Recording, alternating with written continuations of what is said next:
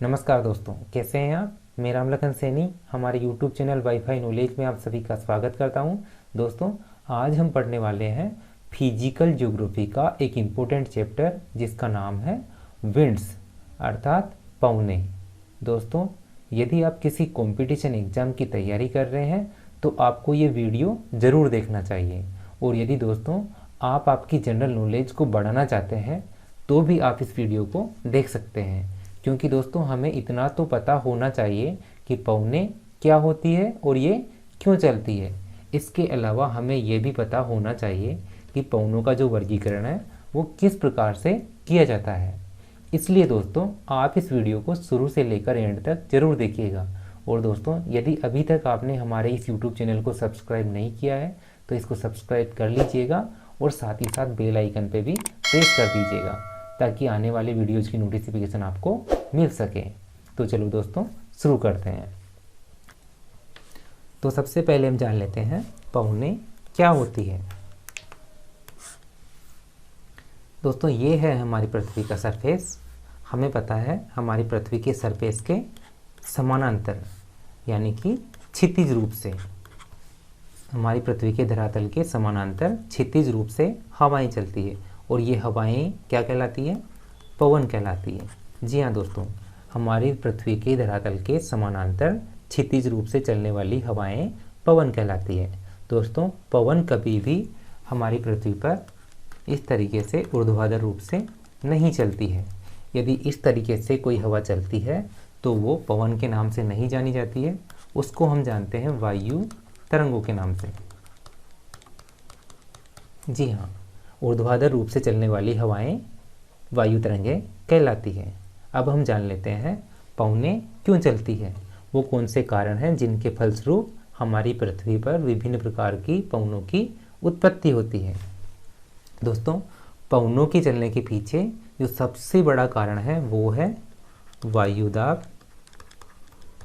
प्रवणता अर्थात वायुदाब का अंतर। जी हाँ दोस्तों, हमें पता है हमारी पृथ्वी पर विभिन्न स्थानों के मध्य वायुदाब प्रवणता बनी रहती है, यानी कि विभिन्न स्थानों के मध्य वायुदाब में अंतर रहता है और इसी कारण से उन स्थानों के मध्य हवाएं चलने लगती है। हम इसको एक उदाहरण के माध्यम से भी समझ सकते हैं। उदाहरण के लिए एक स्थान है ए और दूसरा स्थान है बी। ए स्थान का वायुदाब है 1005 मिलीबार और इसी प्रकार बी स्थान का जो वायुदाब है वो भी है 1005 मिलीबार। तो दोस्तों, क्या लगता है आपको कि इनके मध्य किसी प्रकार की पवन का संचालन हो पाएगा? जी नहीं दोस्तों, इनके मध्य किसी भी प्रकार की पवन का संचालन नहीं हो पाएगा, क्योंकि यहाँ पर वायुदाब प्रवणता नहीं है। यहाँ वायुदाब में किसी प्रकार का अंतर नहीं है। इस कारण से ए और बी स्थान के मध्य किसी भी प्रकार की पवन का संचालन नहीं हो पाएगा। लेकिन दोस्तों, यदि एक स्थान हमारे पास है सी, यहाँ का जो वायुदाब है वो है 980 मिलीबार। जी हाँ, सी स्थान का वायुदाब है 980 मिलीबार। अब क्या होगा? ए और सी और बी और सी के मध्य क्या है? वायुदाब प्रवणता स्थापित हो चुकी है। तो अब यहाँ पर इन स्थानों के मध्य पवनों का संचालन हो पाएगा, पवनों का संचालन आसानी से हो पाएगा। क्योंकि दोस्तों हमें पता होना चाहिए कि हवाएं पवने हमेशा उच्च वायुदाब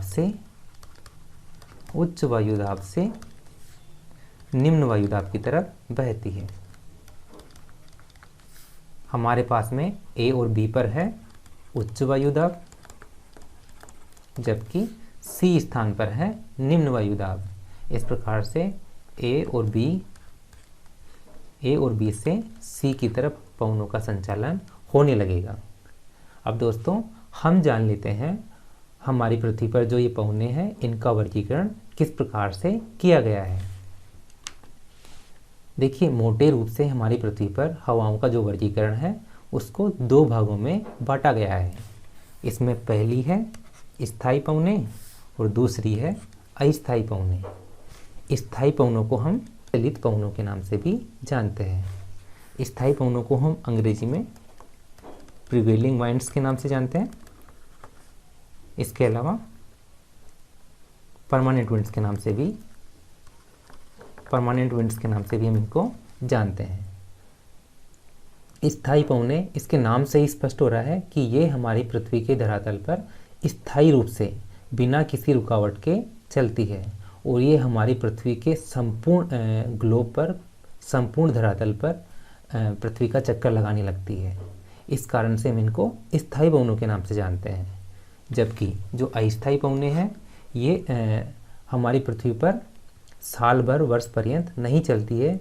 ये या तो किसी मौसम विशेष पर चलती है, मौसम विशेष में चलती है, या फिर किसी स्थान विशेष पर चलती है, स्थान विशेष पर चलती है। इस कारण से इनको हम अस्थायी पवनों के नाम से जानते हैं।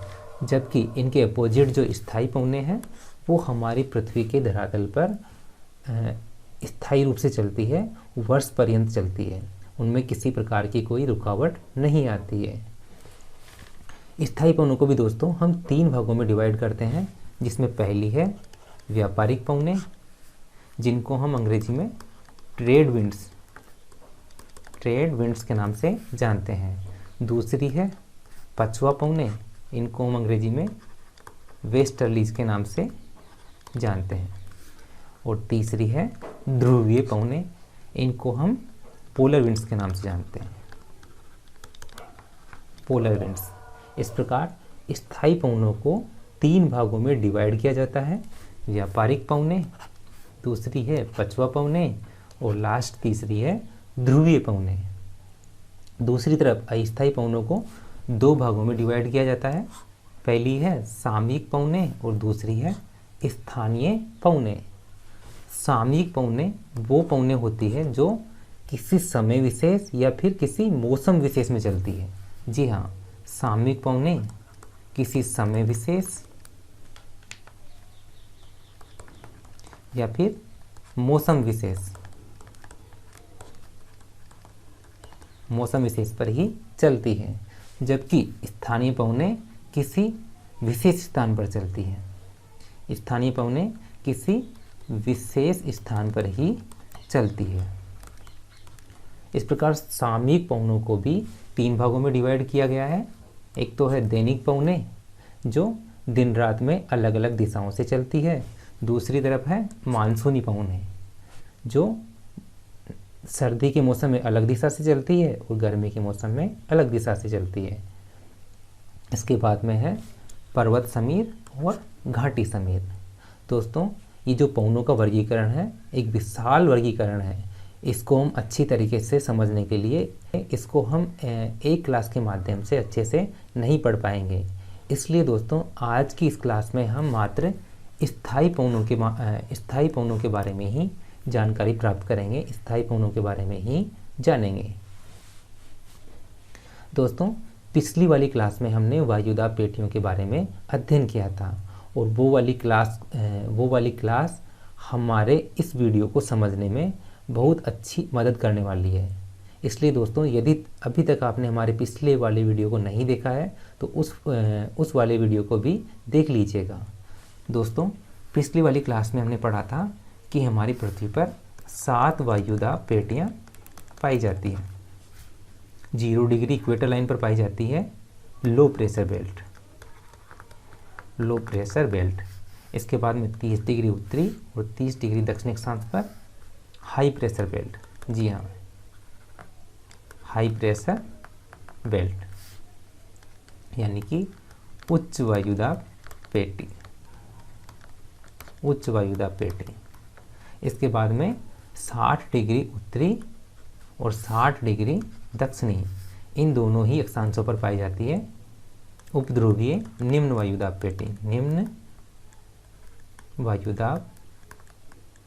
पेटी। और यहाँ दक्षिण में भी निम्न वायुदाब पेटी। और लास्ट में हमारे ध्रुवों पर उच्च वायुदाब पेटी।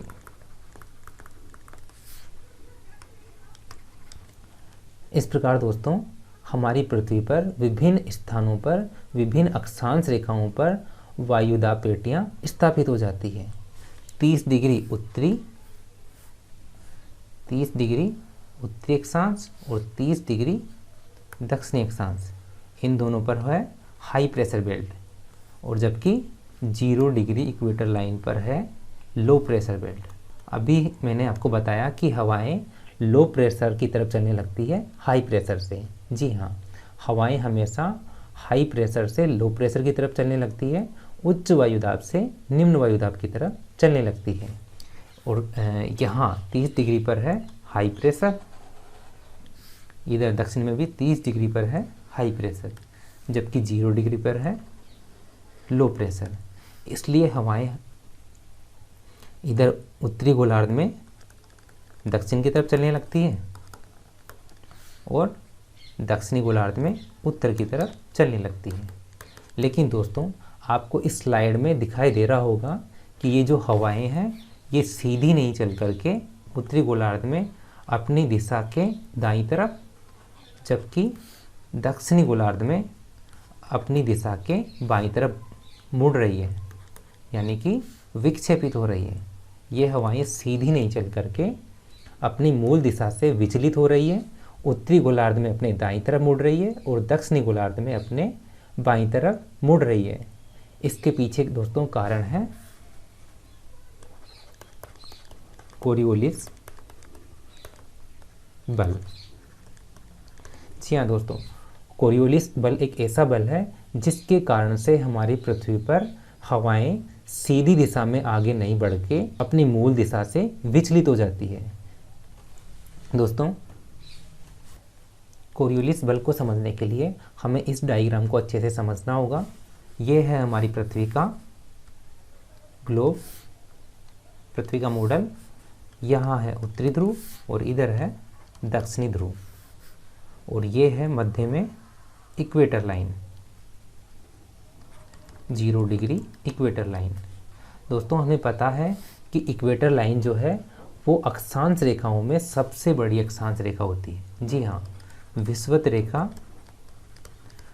रेखा जो है वो सबसे बड़ी अक्षांश रेखा होती है, सबसे बड़ी अक्षांश रेखा होती है। विषुवत रेखा से जो हम उत्तर की तरफ और दक्षिण की तरफ, उत्तर और दक्षिण की तरफ जो हम आगे बढ़ते हैं त्यों अक्षांश रेखाओं की लंबाई में कमी आती जाती है, अक्षांश रेखाएं छोटी होती जाती है।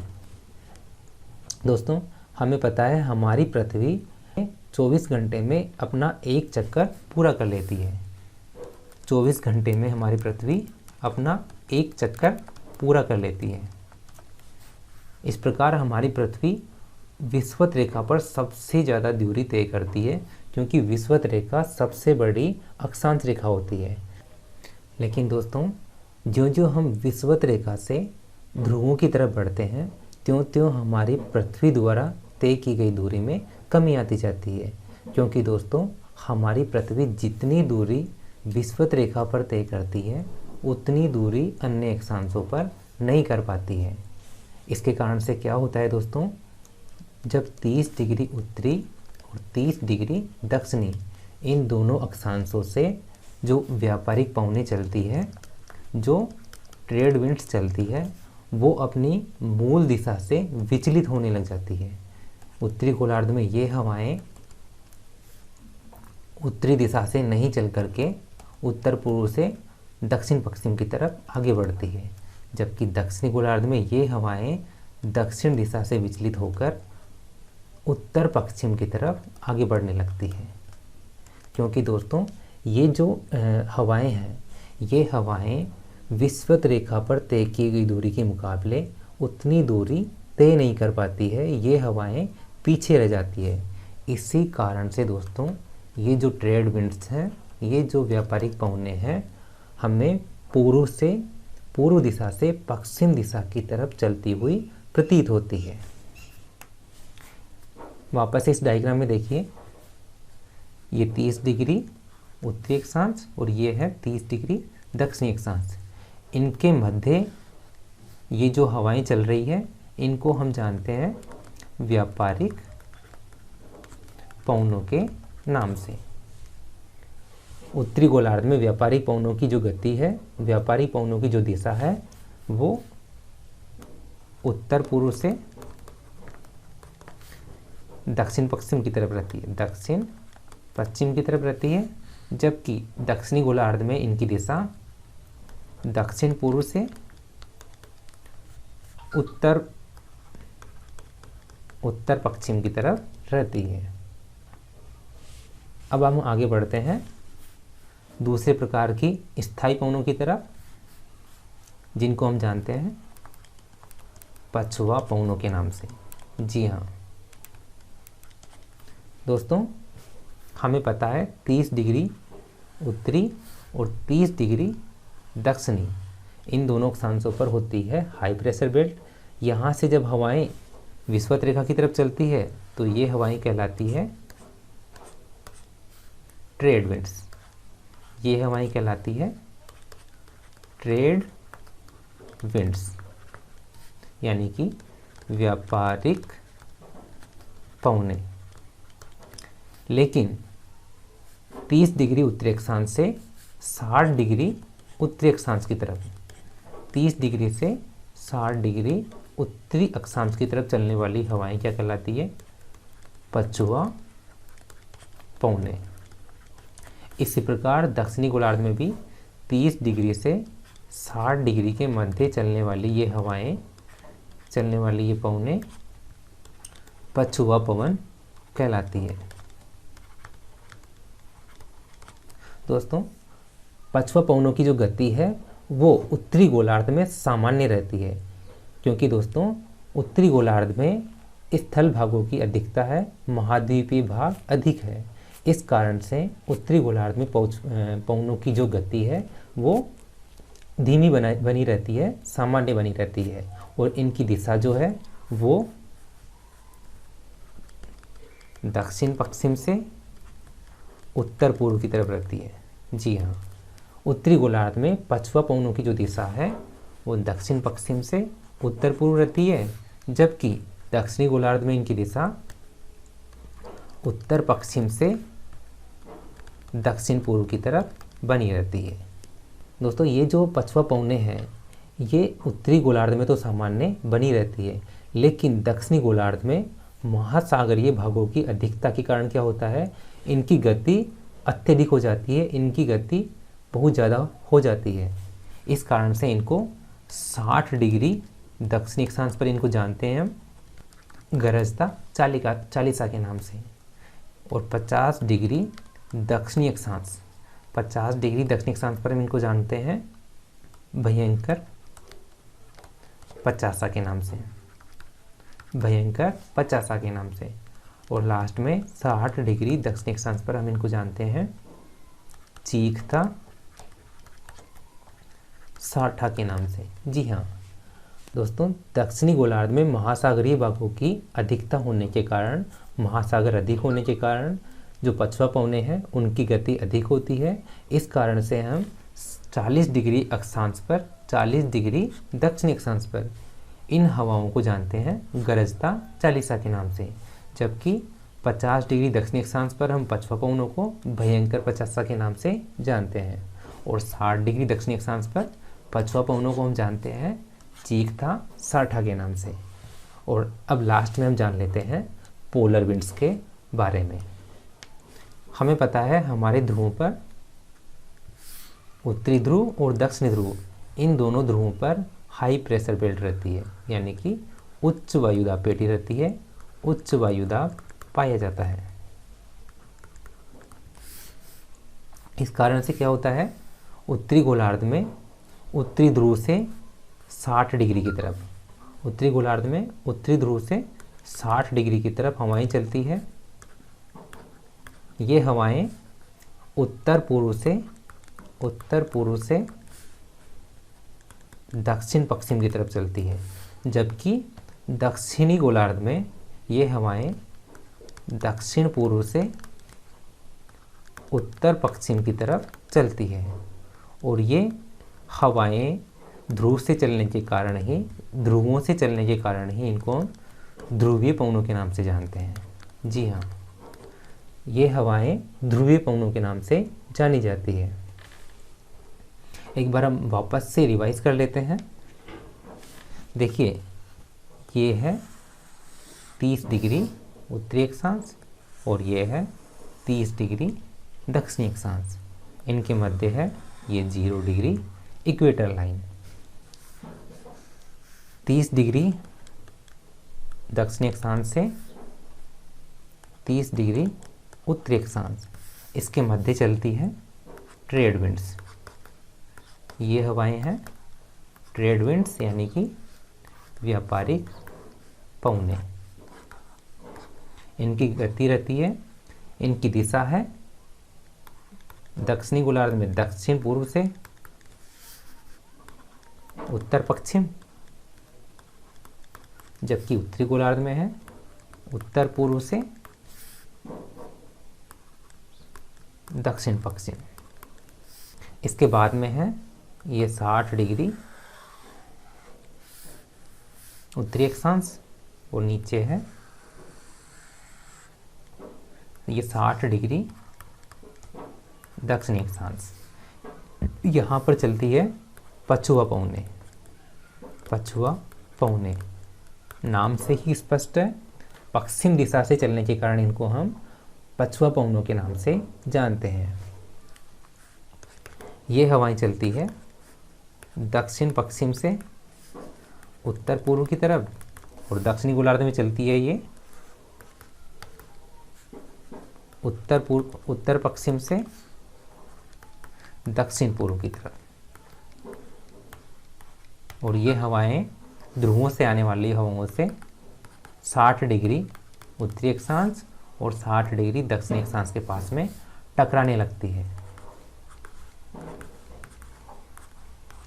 ये है ध्रुवीय हवाएं। ये है ध्रुवीय पवने। ये और नीचे है दक्षिणी ध्रुवीय पवने।